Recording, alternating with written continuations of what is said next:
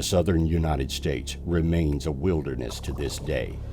Dotted with small towns and urban areas, these piney woods are often forgotten except for the outdoorsmen who live here. Swamps and large tracts of wooded areas separate the few towns. There are no major cities here, just miles and miles of forest land and farms. Lurking in these forest lands is an animal few have seen, with names like swamp ape, skunk ape, booger, and Bigfoot. This animal is blamed for the deaths of pets, farm animals, and even people. To find this elusive animal, you have to know what to look for. And to know the animal's behavior, you have to hunt it. I'm Don McDonald, and I'm a Bigfoot hunter. The main reason I hunt is to protect people. I get reports constantly from people who are having these things come up. A lot of people have their dogs killed, had their chickens killed. I know a family down around Red Bluff area down by Columbia. They lost 7 or 8 geese. A coyote is not going to mess with a goose. If there's 6 or 8 of them in a pile, a coyote is not going to mess with them. Something had plucked those geese and laid the feathers in a nice, neat pile and gone off with the rest of the body. Will a coyote do that? I think not. But you've got people that are having their homes beat on. They're scared to go outside at night. I know some families who will not go outside their front door unless they've got a gun in their hand. I talked to some people up in North Mississippi the other day. They actually heard something beating on the side of their house one night, and something peeked in on their 8-year-old daughter and looked in the window at their daughter. The daughter described it as a big gorilla-looking thing. Now, the bottom of the windowsill, you know, is about chest high. So this thing was leaned over and hunched over and looking in the window. The next night, they heard a loud racket outside and their air conditioner went off. Something had gone out there and picked up an outside air conditioner unit and threw it 30 feet across the yard. The first dent in the ground was 20 feet away. So something threw this thing 20 feet in the air before it hit the ground and rolled another 10 feet. A human can't do that. And it takes an opposable thumb to be able to pick something up and throw it. A bear can't, it's not gonna pick it up. It would swat it away. And there are a lot of bears in Mississippi. They are making a big comeback, but this was not a bear. No opposable thumb to pick it up. Well, I grew up in the Pacific Northwest, and so as a youngster I was familiar with the stories about Bigfoot. I actually saw the Patterson-Gimlin film at the Spokane Coliseum with my brother and my dad. And one thing sort of led to another. It steeled my interests that were already budding in natural history and primate and human evolution. And so the prospect of there being this, maybe a missing link or some primitive form of human out in the wilds of the Northwest was a fascinating prospect for a young mind.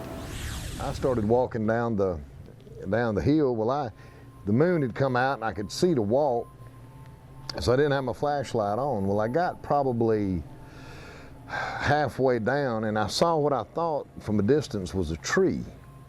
And as I got closer to it, I realized there's no tree there. That tree would have been in the way when I was raking hay. It would have been in the way. I wouldn't have been able to rake that right there. So I said, So I eased on down and got a little closer. Well, as I got probably, I would say 40 yards from it, it moved. But when it moved, I stopped.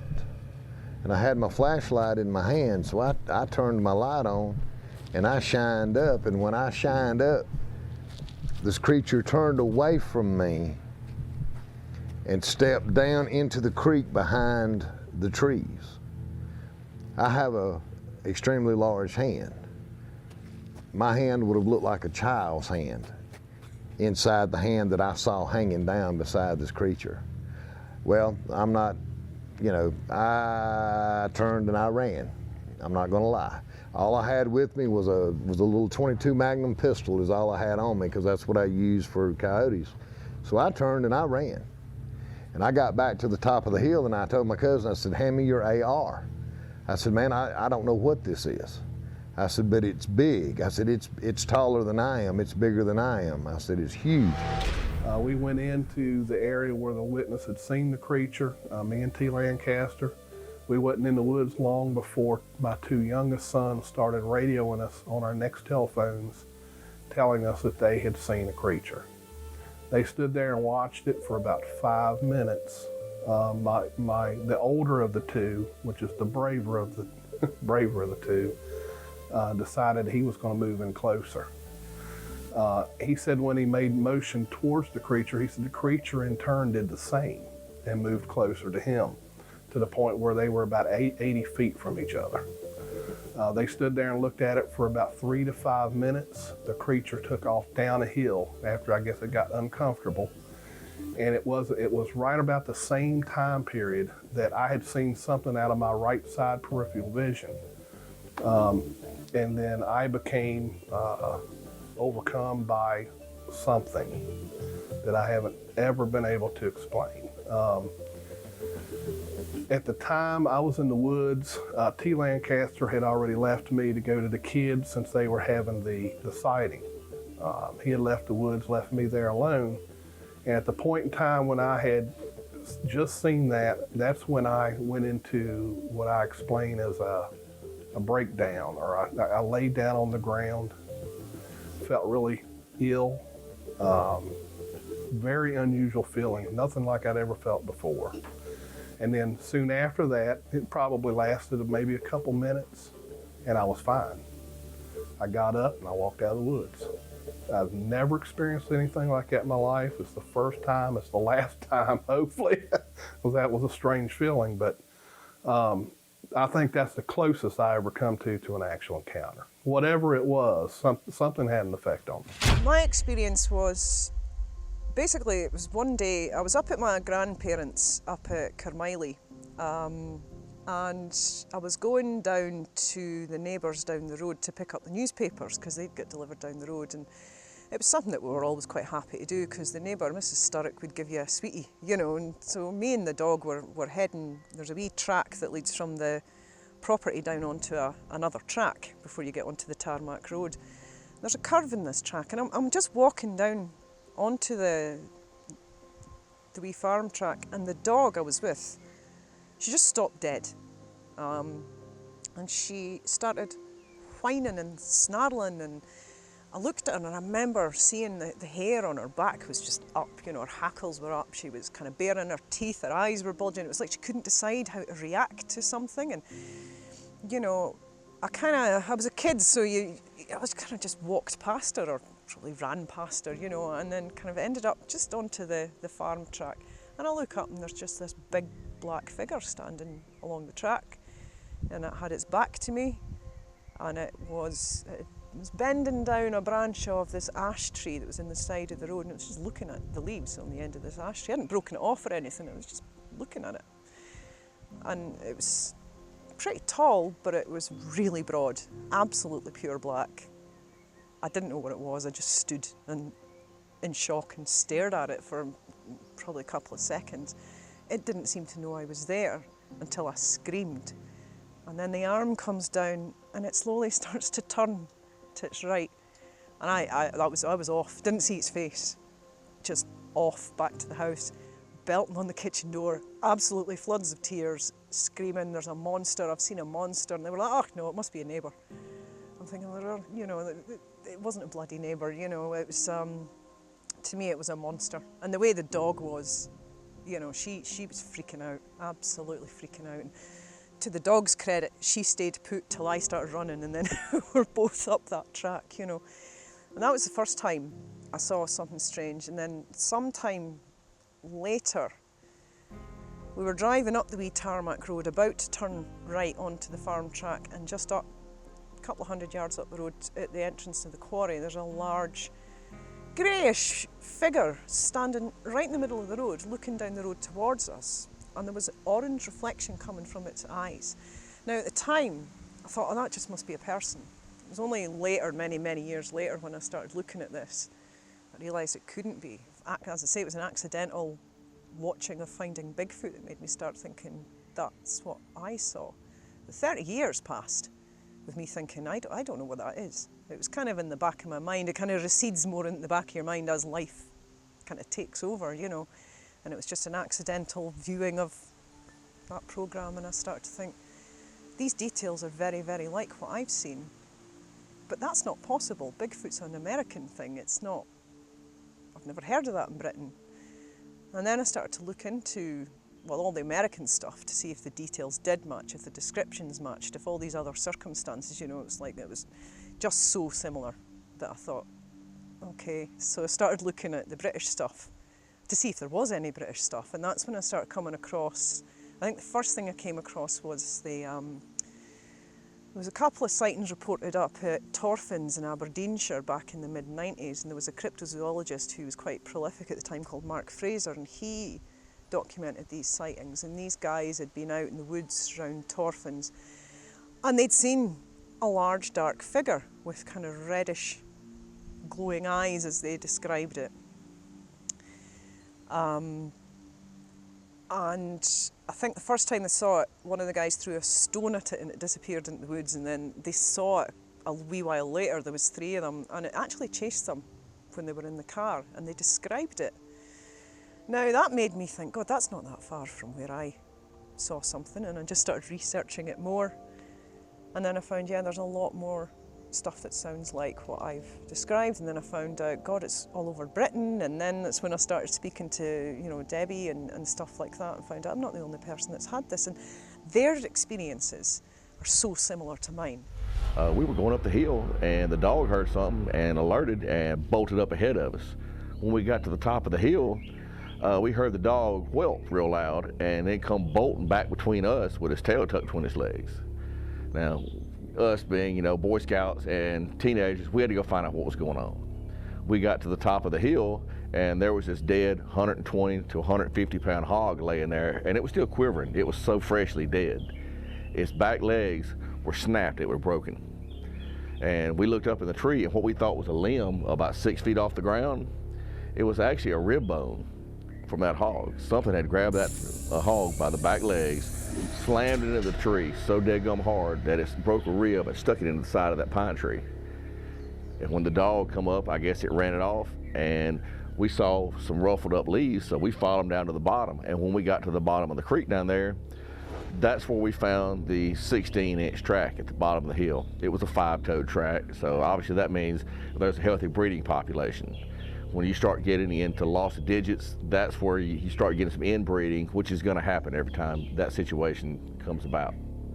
But that was a real good encounter there. I didn't actually get to see one, but finding that hog, no animal, no human can pick up a 100-something pound hog and slam it 6 feet off the ground into a tree that hard. Just can't happen. Why me? Why did I see him? Why me that day and not 10 minutes more and I might have gone, or an hour and a half before and I wouldn't have been there? So why did that happen that day? And the most sensible, logical answer is it just happened by happenstance. It just happened. I just happened to be there. But that just happened has took 34 years for me, and I'm still 34 years on, want to go and camp there at night and see if I can see him again. That's the logical side of my brain. But Debbie, the witness, there's no way I ever want to see that again. Never. I don't ever want to see that again. Never. I don't want my girls to see it. I don't want you to see it. I don't want anyone to ever feel that frightened that they feel like they need to lock the door and never come out again. Because that's how I felt. I'm choking up now because I'm back there. I wanted to get away as quickly as I could to my mum. I wanted my mum. I thought, he's going to get me, he's going to kill me, he's going to grab me, he's going to take me. All of that in an eighth of a second going through your brain, with your logical brain going, get up and run, girl, get up and run. I grabbed my friend and threw her to the floor. I kicked her to the floor so he'd get her. You get her and don't get me. But that fear is still there in me to this day, and I can't make that go away. I can soften it, and I can look at it logically, and I can say, Debbie, these other people feel like this. There's other people out there who feel like you. And that makes me get through the day. But at the end of the day, I'm still that 15-year-old kid who hasn't got an answer, who doesn't know, who wants somebody to come and say to me, there's the answer. I'll take it all away. I'll take all your fear away. You never have to do another radio show. You never have to write another article. I'll take it away and I won't do it. I'd still have that fear because of the witnesses, because there's other witnesses out there who feel like that. And I couldn't sleep at night knowing that I had done everything I could to make that person feel better. Yeah. So if that's all I ever do, if I never prove there's a wild man, and I never convince people to go and look, I'll know that I've done everything I can do. And another part of me is, I want you to go out and enjoy the woods. I want you to get back to nature. It stopped me. It was my favourite place to be, and it stopped me going. It stopped me going. It stopped me doing something I loved. I'm sorry. No, don't apologise. Just have a minute. 5 minutes. No, I want to get it over and done with. It's just because I'm back there. That's what it does to me. This is the real me. This is the 15-year-old that saw him. Not the educated 50-year-old who, you know, can write it down on paper and logicalise it all and put it in a little box and make it nice and safe for myself. This is how I feel when I'm in the wood. The minute it goes dark, the minute it gets dusk, I'm gone. I can't do it. I think he's behind every tree. I think he's going to pop up in front of me. Why would he do it? He wouldn't do that. It's ridiculous. But that's the only way I can prove that I saw something that scared me this much. Because I don't scare easy. And to carry it on all this time, I can think about my wedding, my children's births, all of that. Just make me feel like this, you know. But to just think of that split second, that little 10 seconds that changed my life, this is what happened. The very first time I encountered the animal, I was a pre-med student at Rollins College, Winter Park, Florida, and pulled my grocery bag out and was going to head back to the apartment. When I stood up, I saw this thing standing behind a lamppost right off the parking lot in the shadows. And at first I thought it was a person, but it wasn't. It was much taller, not a whole lot taller, but it was taller than an average person. And I could tell that it was hairy, even though it was very, very shadowy. I could see the white of the eyes, but that's about all I could see. I knew it was some sort of a creature. And, I'd froze because I was pretty scared at the moment. And as I sat there or stood there looking at it, it eventually took interest in the trash dumpster, which was off to its left, my right, and kept looking back and forth, not really quickly, but I eventually realized it was more interested in probably feeding out of the dumpster than it was in me. And I began backing up to the landing for the stairway that went up to the second story, and over a period of a few minutes backed all the way up to the level where my apartment was, set my groceries down on the ground long enough to unlock my door to get inside, and when I turned back around, it was gone. For me, it was a bit of an unusual thing to see and hear about initially, because I thought, well, how does such a small country sustain such a large animal and the amount of food that these things are going to eat? However, reports came flooding in. I remember seeing them in the early 80s, actually. That was the very first incident I actually heard of. And that was at Cannock Chase.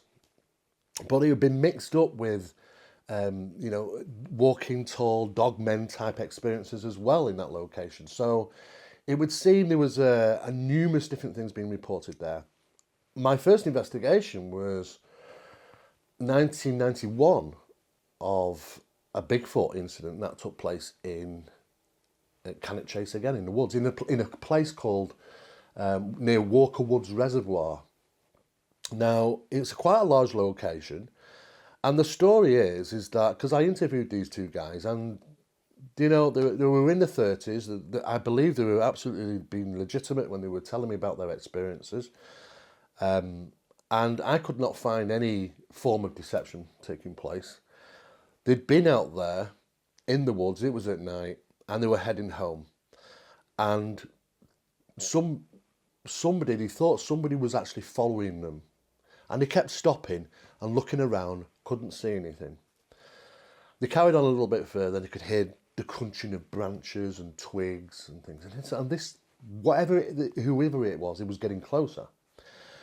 Made no attempt to hide itself in a sense of making sure that it was heard. big branches, twigs were snapping, maybe as if he even mentioned that they thought it was being done on purpose, as if to say, "Hey, I am here." And they suddenly got this feeling as they were moving on that they were being watched, and this oppressive feeling came over them, and they started to get a little bit worried. Now, as time went on, they quickened the pace. This thing quickened its pace to the point where they ended up running.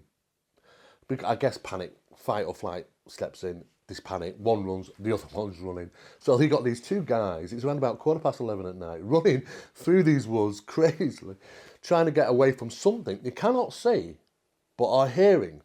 Now, at some point, when they stopped, because they purposely stopped sometime, and then just to listen, are we being pursued? And it was dead quiet. And they thought, okay, it's not with us anymore. Whatever it was, it's not there. And they didn't really know what was going on. But at that moment, just seconds later, there was this almighty thump, as if something had just landed right next to them. And they could hear this breathing. They could hear the movement of this thing. It was only about 8 or 9 foot away, amongst this bush.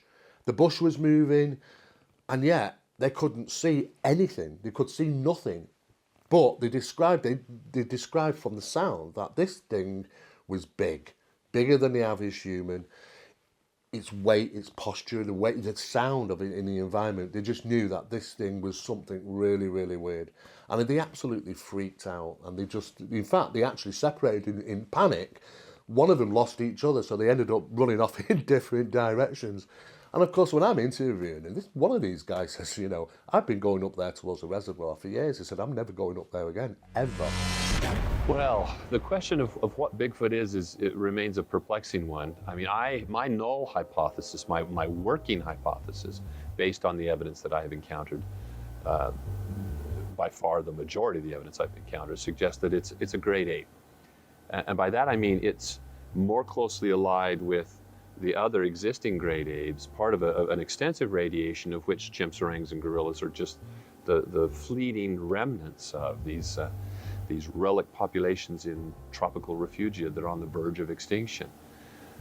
Much earlier in geologic time, the ape radiation was much more diverse, much broader, and included the temperate zones of Europe and Southern Asia, and had contained a great diversity in body size and in diet and locomotor habits, and included a primate that was gigantic, Gigantopithecus. It achieved dimensions that makes it the right size in the right place at the right time to be a likely ancestor of the Sasquatch. Well, there are many who argue that these creatures are much more intelligent and much more human than that. And there are some bits of evidence. The possibility of hybridization exists, but the only accounts for which I've had any taken seriously at all describe a hybrid offspring that was unhealthy, was sickly, and died very young, suggesting that there were chromosomal aberrations and anomalies that prevented a viable offspring to be produced. That suggests some distance. I mean, it's fairly close, but some distance. At least there was the potential of creating a fertilized egg and an infant that grew to some degree of maturation. Probably the most exciting Bigfoot encounter occurred in October of 2008 at Salt Fork State Park in southeastern Ohio. Myself and another investigator were out just looking for other researchers that night. Weren't intending to do field research, weren't intending to collect any evidence or have any experiences, just looking for the other researchers. And we came to a picnic area. There had been sightings at this picnic area. And in that picnic area, we had rocks thrown at us. We heard something large moving through the brush. We returned to that picnic area later in the night, about 4:30 in the morning, and I actually saw a figure. I don't know exactly what it was, some kind of large figure rise up from behind a 4-foot tall brush, real thick briars and brush. And I can't say exactly what it was, but it did appear to have the shape of a human, although a very large human. Massive shoulders, a conical bullet type head to it, and it was just all dark. I couldn't see any features, I couldn't see its face. My high beams actually went across the front of this figure as I was backing out of the parking lot. I did catch a white bluish eye shine, just for a split second. When I pulled the car back in and put the high beams on the bush and jumped out with a spotlight to confirm what I'd seen, whatever was there was gone. Went into the woods anyhow, and we were building an assault course. You know, what you have in the army and whatever, rope swings, you know, things that you climb up on, tree platforms. We made one of them all the way through the wood, you know, from one end to the other. And we thought, you know, we were there with three friends of us at there. Well, there were me, 2 other friends. And my other friend went home early. He just disappeared. So me and Mark Ormby, we just thought, oh, we'll give it a run through. So we ran from one end to the other, just going through the assault course, seeing if it worked well. And we got to the far end, and it's like a fallen down tree that was there. I remember the fallen down tree part, and we were stood there for a while. And we weren't far from the actual walkway itself. It wasn't far. I said 15, 20 foot away. I think I saw it first, actually. Yes, I saw it first because I said, look, there's somebody coming. I said I thought they were walking the dog. And it stopped. I remember it stopping, like it could hear us or something, messing around, mucking around and stuff. And it turned. It stopped, it turned, but as I saw the widthness of it, how wide it was as it turned, I'm thinking it's not a person. So I didn't know where to put myself, really. And it just made the sound it made was just, I don't know, it was like a screechy, groany sound that it made. Like, no, I can't even do it. I can't even do the impression of it. I wouldn't even try. And it just, but you could make out the detail of it. You see the muscle on it. I remember seeing the muscles on its arm, this side. Not much this side, but this side you could see its arm.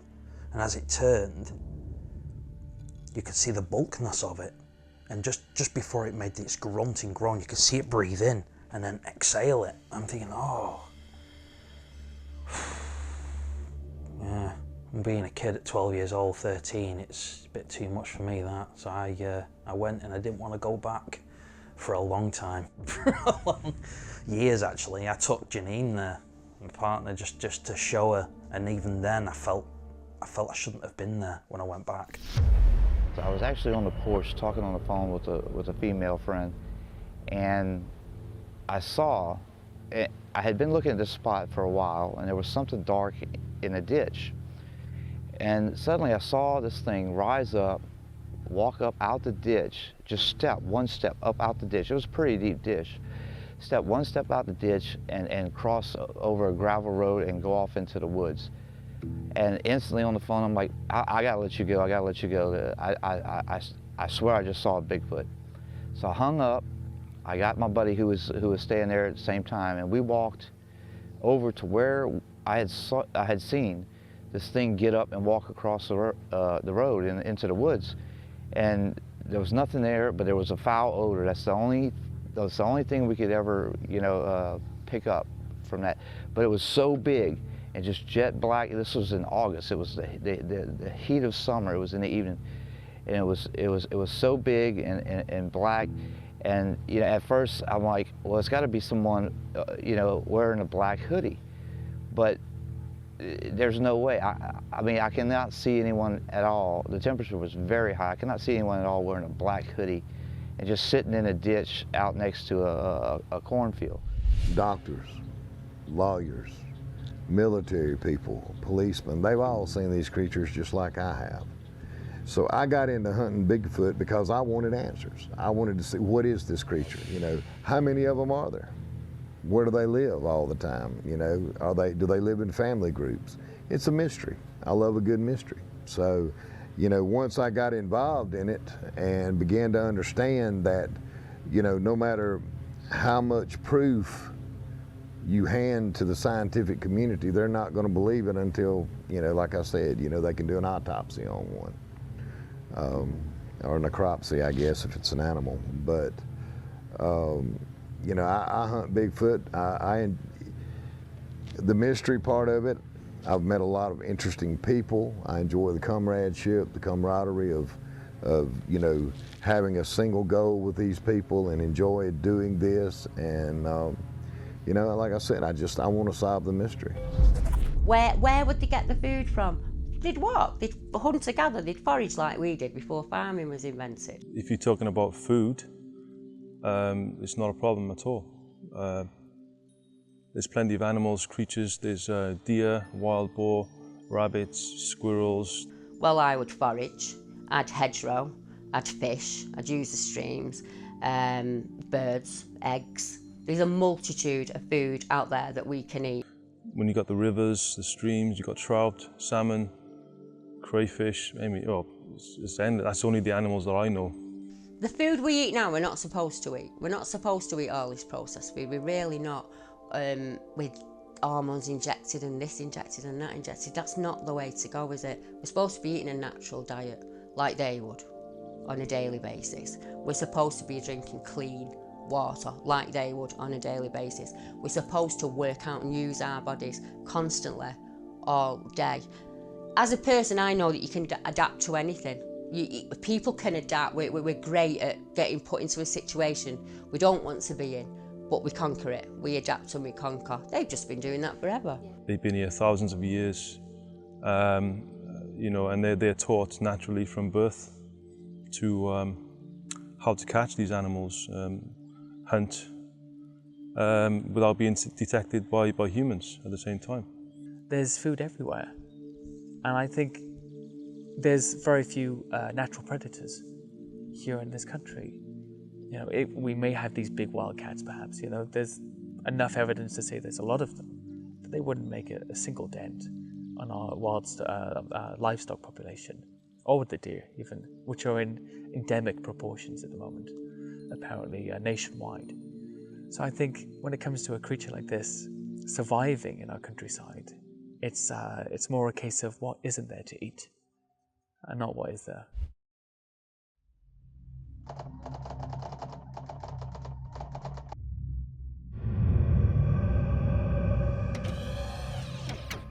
Southern Sasquatch hunters are acutely aware of all indigenous animals in the woods they hunt.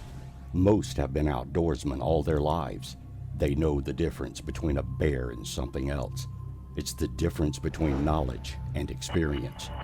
However, when a Southerner encounters something that should not be in their woods, the need to explain it is great. So far, hunters can only speculate what the Southern Sasquatch is. Their opinions vary as much as the description of the animal itself. I'm fairly certain that what we're looking at is a undiscovered type of primate, which would put it in the great ape category.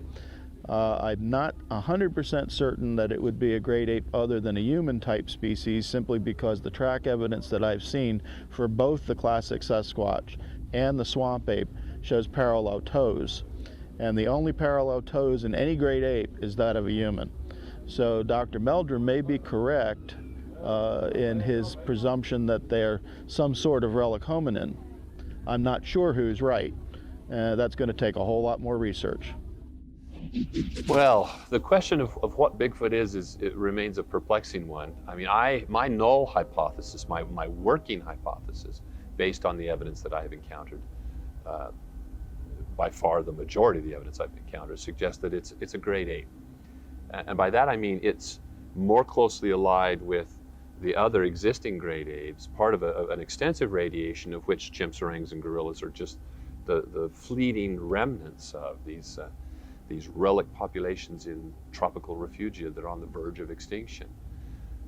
Much earlier in geologic time, the primate, the ape radiation was much more diverse, much broader, and included the temperate zones of Europe and Southern Asia, and had contained a great diversity in body size and in diet and locomotor habits, and included a primate that was gigantic, Gigantopithecus. You know, it achieved dimensions that makes it the right size in the right place at the right time to be a likely ancestor of the Sasquatch. What is Bigfoot? You really won't know until one is put down and put on a slab for testing. What we believe it is, and based on 3 different DNA samples that I know have been tested, it came back classified as unknown primate. In 1994, the GCBRO shot one at a hunt at Monster Central over in northwest Louisiana. They had the blood tested from 2 or 3 different labs, and all 3 different labs came back unknown primate. They didn't have a body to compare it to. Now, since then, I have learned of a sample in Texas and another sample in Oklahoma hundreds of miles away, where one was actually shot. The blood turned in for testing, and it came back unknown primate. They had nothing to compare it to. So right now, it's classified as an unknown primate. It's not human in any shape, form, or fashion. It's a primate. So I was coming up along a trail, which I believe, it could have been a human trail, but it wasn't one that was regularly used, I don't believe anyway. And it could have been used by Bigfoot, could have been, possibly. And as I was coming up this trail, I noticed a small stick that had been broken. So I proceeded to film with the phone. And sometimes if you're too close with a phone, it will just capture the background. The background will be in focus instead of the actual twig or whatever you're filming. So that's what happened. It was too close, and I didn't realize at the time, but it was actually filming the background.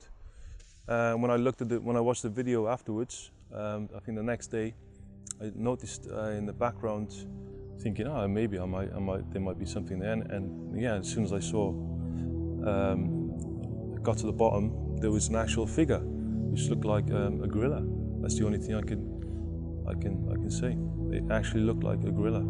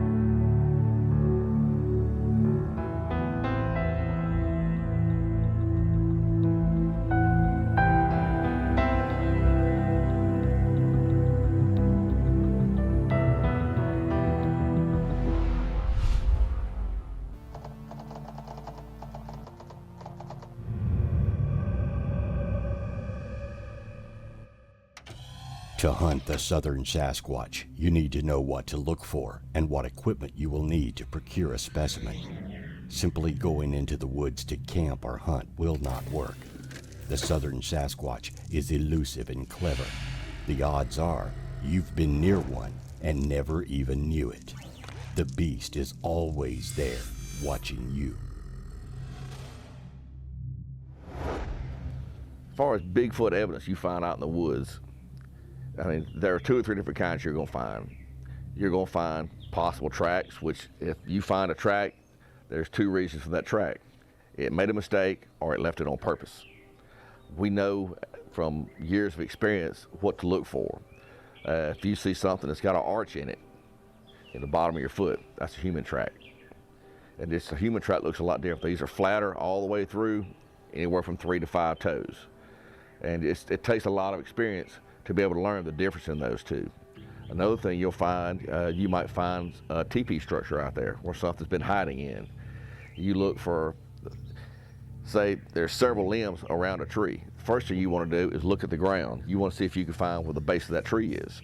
Next thing you want to look for is look up in the tree to see if some limbs could have fell there. If there's no other possible explanation of how these things could have fell, one of 2 things has happened. Either somebody or something has put those limbs there. And you don't ever really know because you don't see these animals put it there.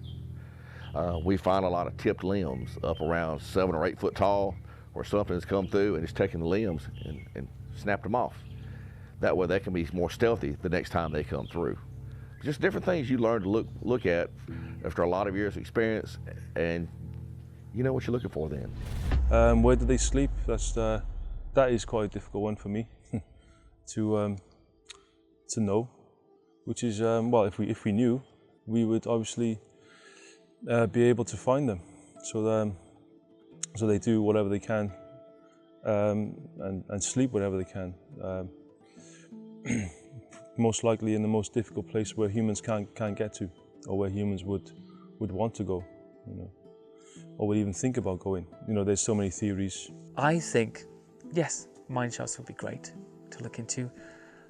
There was a sighting in Dorking Deepdene in Surrey, which is not so far away from here, where two brothers were exploring a mine shaft and they heard a roar come out, and they left the mine shaft, and then they were bluff charged in sound only. They couldn't see the creature, but a large creature bluff charged them through the foliage.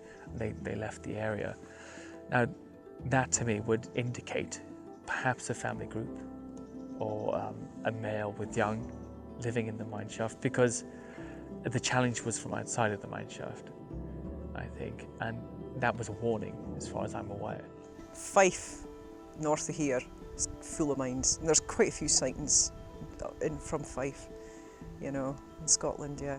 Up Bathgate Hills, there's the Silverman sighting from the 80s, which is quite interesting, a large silver greyish figure running alongside a car up the Bathgate Hills. I've got quite an interesting set of stories from a forum about a guy who was going up the Bathgate Hills. Every winter they would get chased off the hill, they found footprints in the car park in the snow and all this kind of thing. There's a big old silver mine under those hills, you know. So yeah, I think mines have a lot to, I do think they're probably used.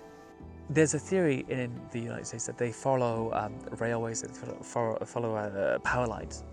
You know, as a guide, this is a nice straight route to follow. Bigfoot sightings along these very old ancient monuments to me would just represent an old and passed down route that would be passed down to younger Bigfoot, just like elephants pass, you know, routes to water to their children and so on and so forth forever. I think that would be exactly the same thing. This has been here for 1,000 years, 2,000 years. This is a route we've always known.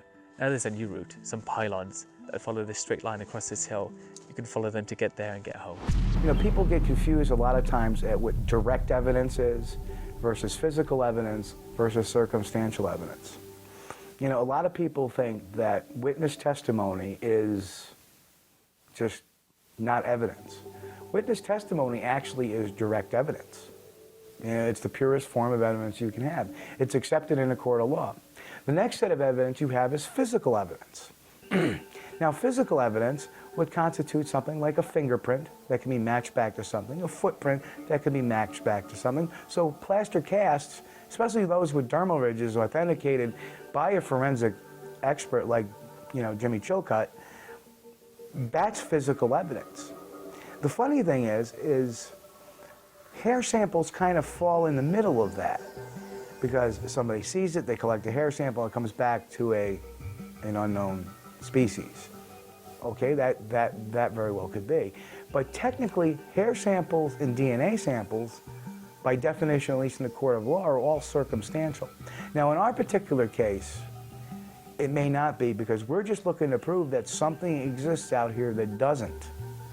Now, if science doesn't want to, and this is my jilt about, you know, what's it going to take to prove Bigfoot? Because science used to accept plaster cast of footprints. They did in the case of the Billy Ape, but they're not in the case of Bigfoot. Probably casts will get me excited, because I know then that they've been through an area. Secondly, of course, DNA, but DNA has nothing really to back itself up with, because it has no common denominator as to where to go if it's not a creature that's ever been discovered before. Likewise, hair falls into that basically same category. I would say scat would be great to get a urine sample. We could learn so much from that. Would be right up there along with DNA. DNA may tell us what speciation, but it's not telling us anything about its lifestyle. And so getting an idea how it lives and being able to use that to learn more about it is probably more precious than anything else we can do. Now we have DNA. Are they going to pull the same, magic act and say, well, we're not going to accept that. We still need a body. We need to see where that comes from. Well, obviously, if there's something that's new that's not there before that has to be recatalogued, that should tell them that, hey, but will it? I don't know yet. Eyewitness sightings are, you're always at the mercy of the credibility of the individual, and then their powers of observation and their ability to interpret the things that they observe.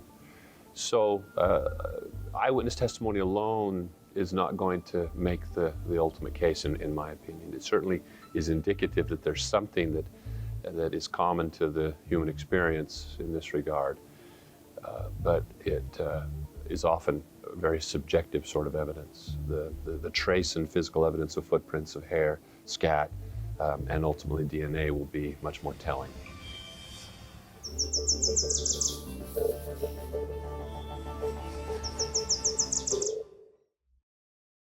Personally, I believe that I subscribe more to the theory that, in Asia, back several thousand years ago, there was a large ape that was called Gigantopithecus blacki. And, assuming that a land bridge did exist between Asia and the North American continent at that time, and that's pretty much been proven, I think we're looking at the adaptation, of a hominid that came, maybe, that was either a branch off of Gigantopithecus blacki. It's a creature. It's a great ape, is what it is. I mean, for lack of a better word, it's an animal that has adapted. It's learned to walk upright. It's learned to defend itself that way. A lot of animals adapt to various different things, but I mean, to get right down to it, I think that it is, it is a branch off of the great ape family tree. Science is going to do what science is going to do. They're going to examine the bodies and think they know everything from taking that body, dissecting it, and looking, and they're going to look at what they've done with other animals. They're going to look at the eyes, and it kind of matches, a gorilla. They're going to look at how a gorilla acts. They're going to think that they know everything already, where they really should come to people like me, the GCBRO, and there's several other groups out there that have had a lot of experience with these things as far as the behavior. The behavior is the one thing they cannot come up with by any kind of dissection or looking at these creatures. There's no way they can do it. What you have to have in order to be able to really put this together is photographic evidence supported by physical evidence, supported by DNA that says this is something other than a genome we know about, but it's related to or close to this genome, meaning human or some other ape. And then you have to have absolutely irrefutable chain of custody on the evidence, in addition to having all of the sightings attested by people who are accepted as being beyond reproach. You could have a body, that's fine, that works. In a simple world, that's true, but I'm not for killing anything, much less an animal that's apparently as rare as this one is. My first encounter actually was in Texas, and I was using a thermal seeker, and it hit something within these reeds. And what happened is I pulled out some night vision, and whatever it was standing there in the reeds, which were 6 feet tall, and it was watching another researcher, kind of cutting brush. And it ducked right back down, and then it came back up. But it was always keeping its eye on that researcher, and that researcher, when he turned into it, it just kind of turned and boom, whoosh, and you heard this big whooshing noise, and it disappeared. And there was a big swath of the reeds that had been just plowed down, and that was really my first encounter.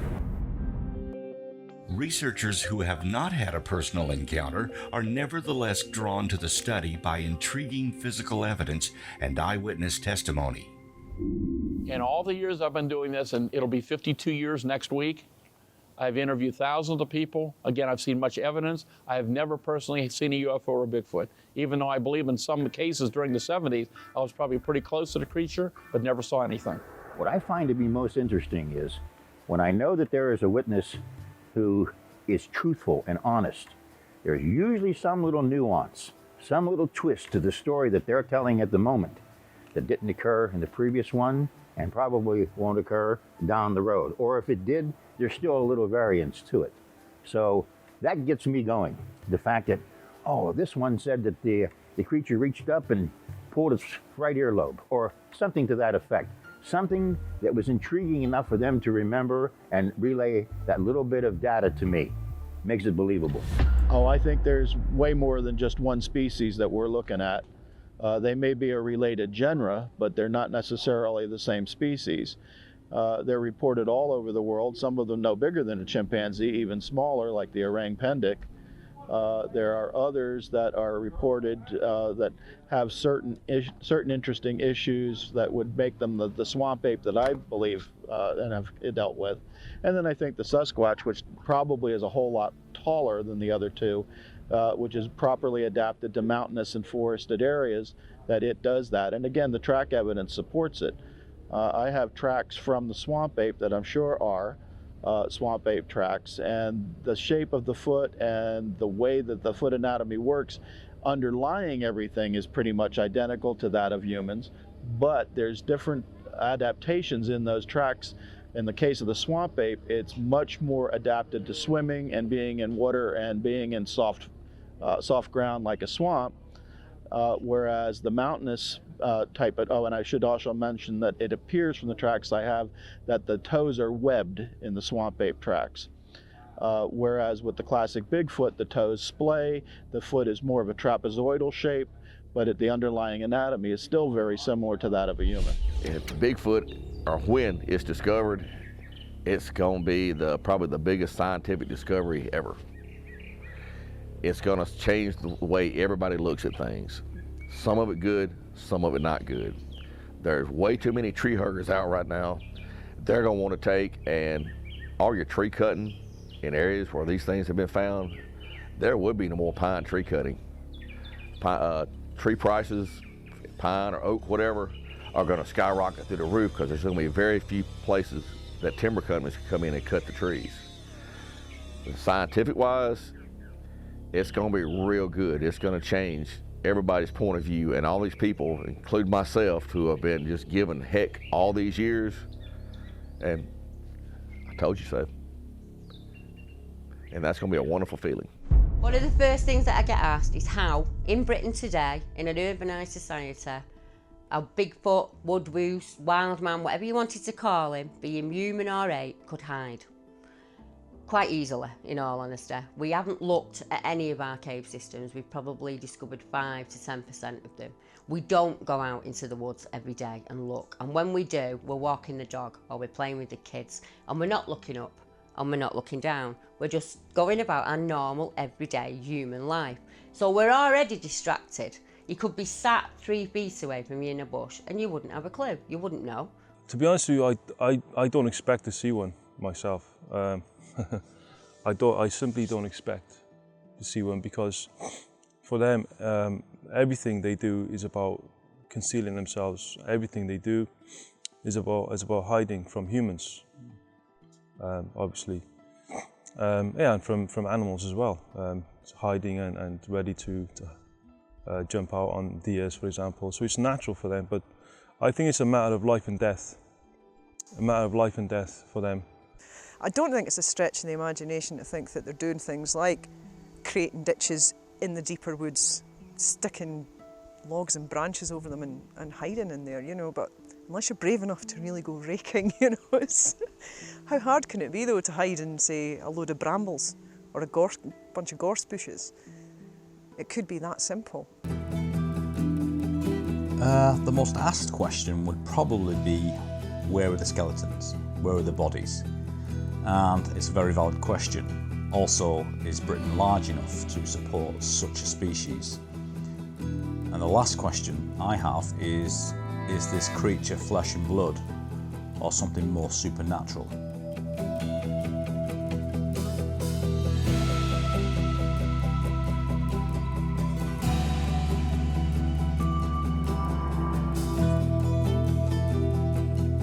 And over the years, this species and perhaps others that live in the wilds have seen what evil man can do.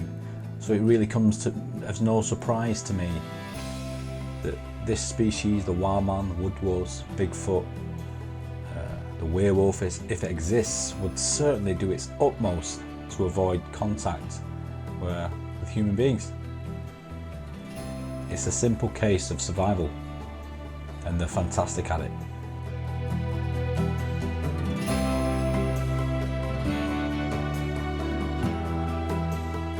So quickly, Deb, obviously, what's this last 2 years? I mean, obviously we're out in Scotland doing a night investigation.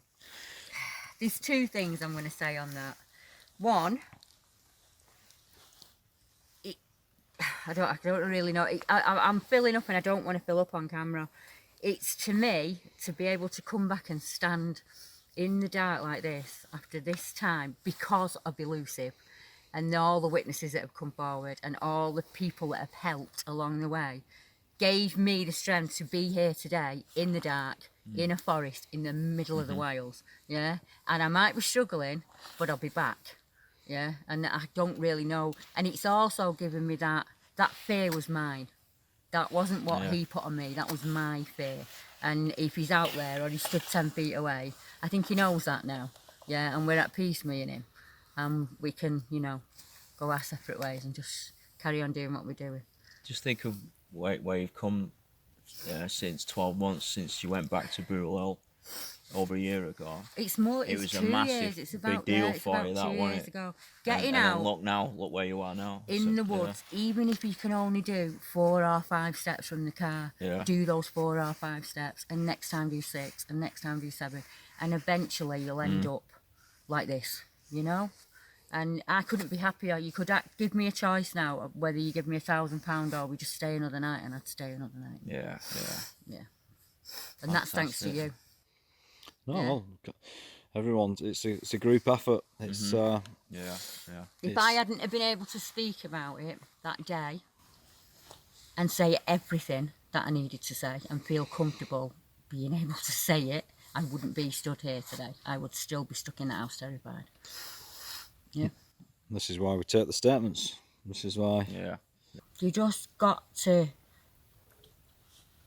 I don't really know how to put it into words. It's incredibly emotional for me to just be standing here now. Now I'm going back to.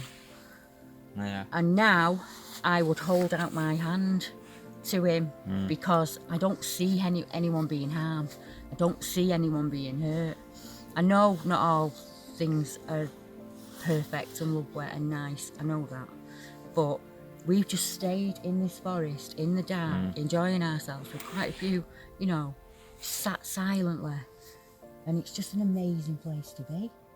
And they could be 5 feet away from that light and you just wouldn't know. Yeah, it's amazing that. Yeah, so don't get disheartened. If you're out and you're researching, we're in the middle of Scotland and we're still struggling. It is hard and you just have to keep at it. You just have to keep at it. You don't get some every day. Again, I think it's either an undiscovered North American primate that has probably existed here long before we settled on this continent, or it's some type of an ancient human of some sort, whether we want to push forward and say Neanderthal, or if we want to say some other type of ancient human species. That's where I steer. I try to stay away from the paranormal because, a lot of people say it may be an alien or it may be some spiritual thing. I think it's a living, breathing being, whatever it is. It's real. It's leaving footprints. It's physical.